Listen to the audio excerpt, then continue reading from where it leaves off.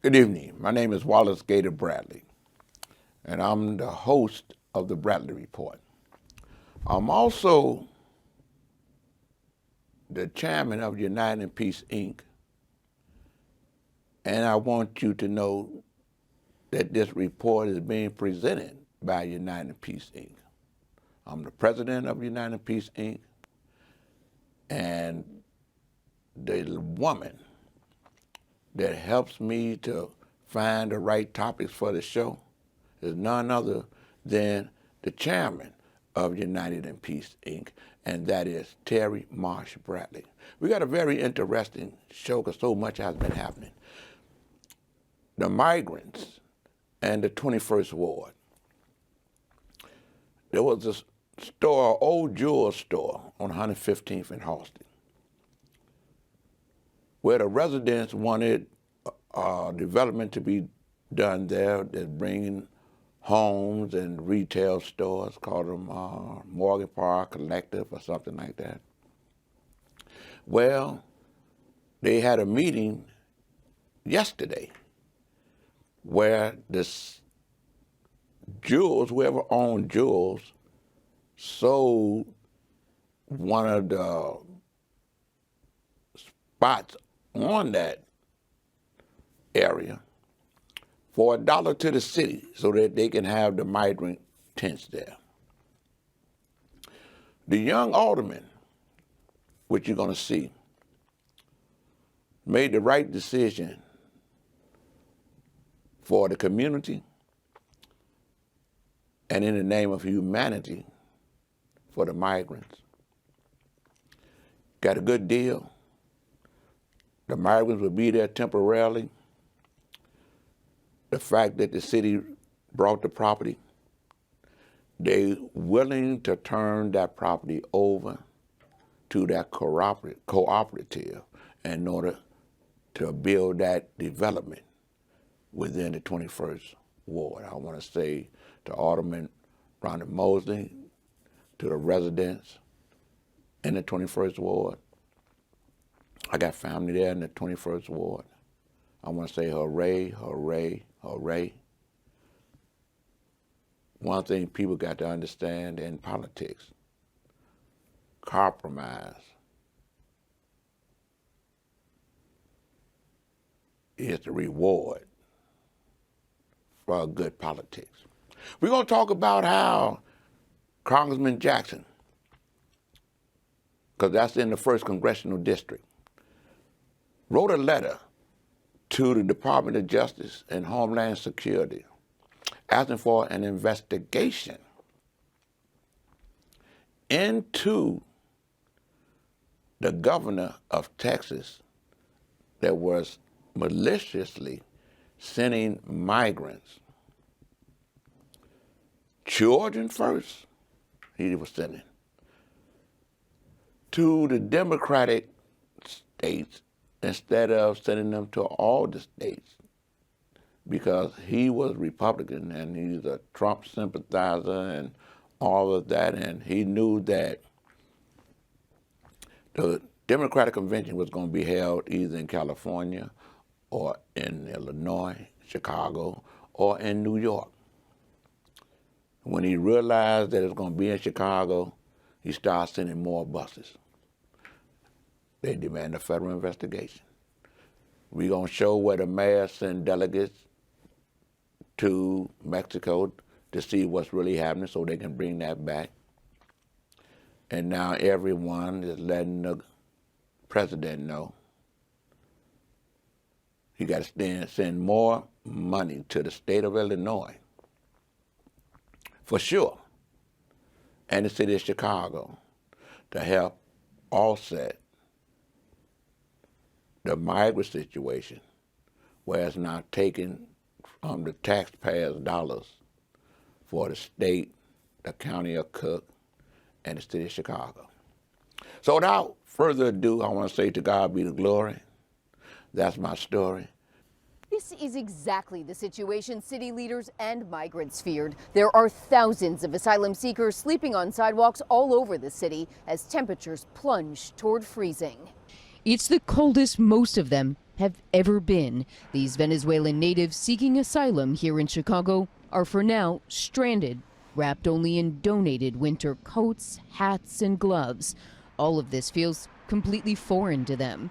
Sí, está haciendo mucho frío y Misael told us, yes, it's been and is very cold. We are finding out that it is going to snow, and we are hoping they get us out of here as soon as possible. Misael and his cluster of sidewalk neighbors have been here for a month and a half, sleeping with just the protection of plastic and anything they can find.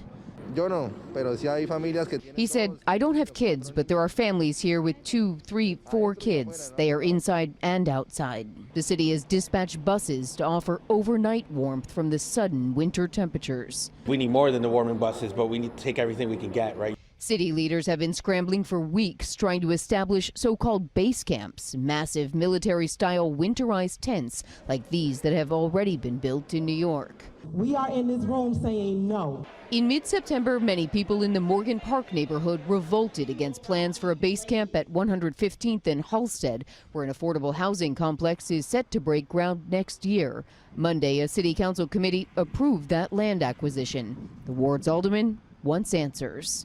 I haven't been given timelines about what this looks like, when they'll be on the site, how long they'll be on the site, what this means for safety for our community. As the city battles blowback on base camps, thousands of migrants are left with just overnight buses and tarps to keep warm. With the possibility of snow tomorrow afternoon, the city says they will expand hours for warming buses as needed.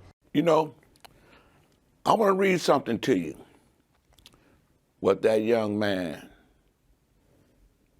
and I admire that young man. He's from Simeon. My son went to Simeon. I was the local school council president, and he was the student leader that was on that committee, local school council committee. And to watch him grow to end up becoming the alderman of his community. It's a wonderful thing to watch someone grow.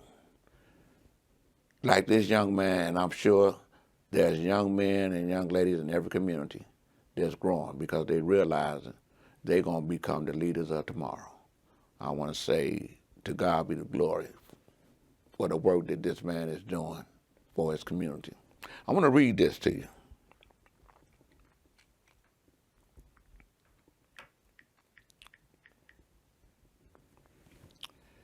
For immediate release, this comes from Alderman Mosley, October 30th. An update on proposed temporarily asylum seeker shelter at 115th and Halsted. I am highly disappointed by the city's intention to move forward with plans to erect a temporary asylum seeking shelter on 115th and Halsted, despite community concerns last month, after our community expressed multiple concerns about this shelter. I, as in him, I co-sponsored an ordinance that addressed these concerns and advocated for aldermen to receive a 30-day notice of intentions to house migrants in their communities. Unfortunately, those have yet to pass. I pray they're going to have a city council meeting tomorrow that all the other aldermen, because this is affecting your community too. Don't get mad because the young man had enough spirit to pass legislation that was going to affect all the wards. Hopefully, 30 of you, if not 40, will sign on and become co-sponsors and pass that Wednesday. That's tomorrow. The 21st Ward will not tolerate the prioritization of a crisis over our needs and voices. Here's what I'm demanding from this administration. We need a full commitment to break ground on the Morgan Park Commons housing development in 2024 at the same site of the proposed shelter. I am not demanding support I am also demanding support to complete the Beverly Ridge housing development and the capital improvements required at Julian High School and investments in the beautification of our ward. The administration says we can service Chicagoans and asylum seekers in need. That's what the mayor has said. And this is what he can do. And everyone that comes to me talking about the migrants, I tell them this. Ask for what you want from this city and the new mayor and the new administration as he works with the federal government and the state to address the migrants, because he didn't create this.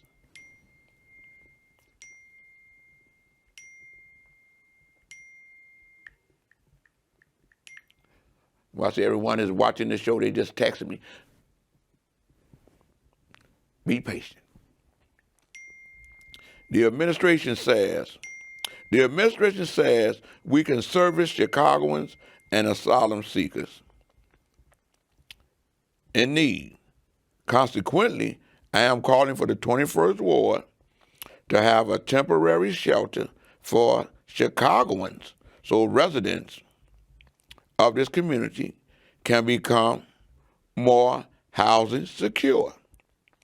Alongside these commitments of our community, it is still imperative that the city of Chicago and the state of Illinois continue to press the federal government for the necessary emergency resources to assist in this crisis. It's painful to know that there are millions of federal dollars and resources available, but not given, forcing our city to attempt to solve a nationwide issue with strained resources.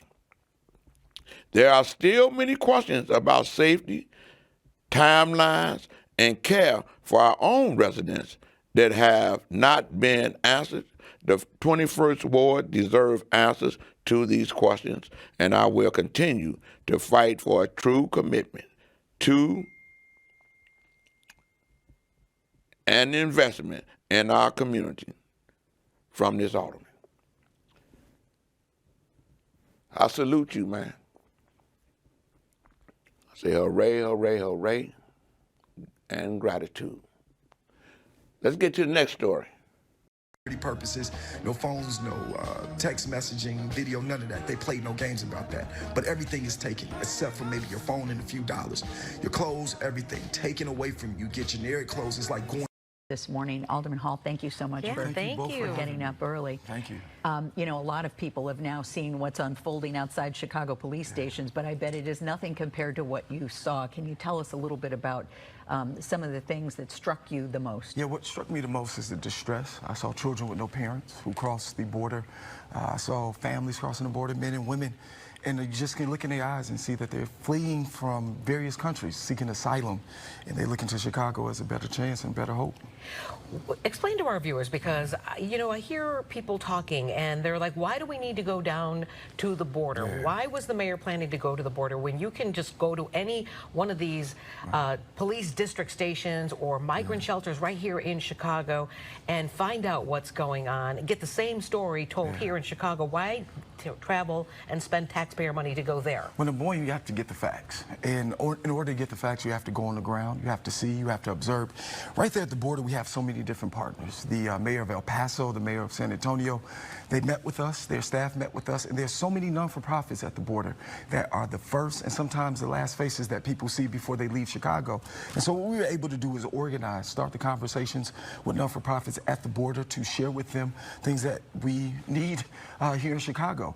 They are well funded. That is an emergency disaster was declared in El Paso. San Antonio, meeting with the mayor, their entire operation is funded by the federal government. So there's not distress on their municipal governments the way we are in Chicago. And so we were able to make new partners. We were able to gather the facts because we have to begin to have a conversation on federal level. Congressman Jackson has already started an investigation of what's going on in Texas. And so with our facts, we can now further the dialogue at a federal level. We don't have anywhere near the number of people here, but we have winter. And winter is fast approaching. How are we going to deal with that? And what do you say to all of these residents who say, I don't want to give up my field house for people who don't live here? Well, the distress that we're seeing here in Chicago is a distress caused by a failed common sense border policy, as my colleague Alderman Robinson coined it. And so if we do not get a federal international border policy ASAP, along with federal funding, the distress will continue, not just in Chicago,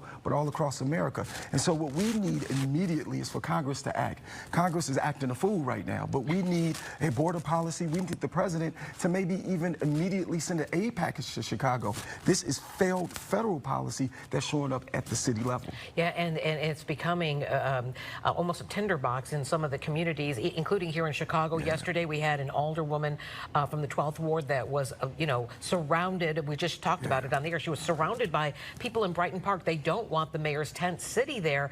What do you want people to know about what unfolded there and how you're trying to balance it all? Well, that's why we came back early to wrap our arms around our sister. She's doing a great job, and what you're seeing is the distress and the anger in Chicago, but we have to begin to send that same energy to Washington, D.C.